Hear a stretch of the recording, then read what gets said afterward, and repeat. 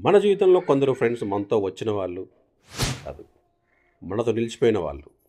మాటలు తగ్గిన ప్రేమ తగ్గదు, దూరం పెరిగిన బంధం తగ్గదు. మా ముగ్గురి కథ కూడా అలాగే ప్రారంభమైంది. మా ఒక చిన్న పరిచయం, చిన్ని చిన్ని నవ్వు, కానీ అలాగే నవ్వులే మమ్మల్ని ఒక కుటుంబం ఆపేలా చేశాయి. సమయం గడుస్తుంది, మనుషులు మారుతారు, కానీ కొన్ని మెమరీస్ మాత్రం అలాగే హార్ట్లో ఫిక్స్ అయిపోయి ఉంటాయి.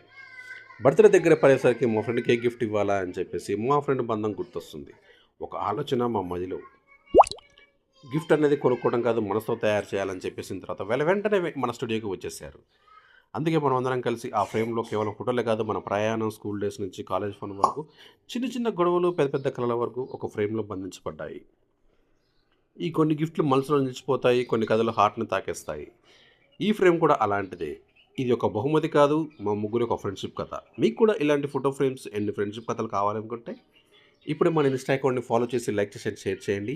మీ ఫ్రెండ్స్‌కి కూడా ఇలాంటివి ఉంటే గనక ట్యాగ్ చేసి పెట్టేసేయండి. ఫ్రెండ్‌షిప్ అన్నది చాలా చాలా చాలా ఇంగంతే చాలా. ప్రతి ఫోటోలో మా చిన్ని చిన్ని కథలు, ప్రతి నవ్వులో మా చిన్ని హార్ట్ బీట్లు.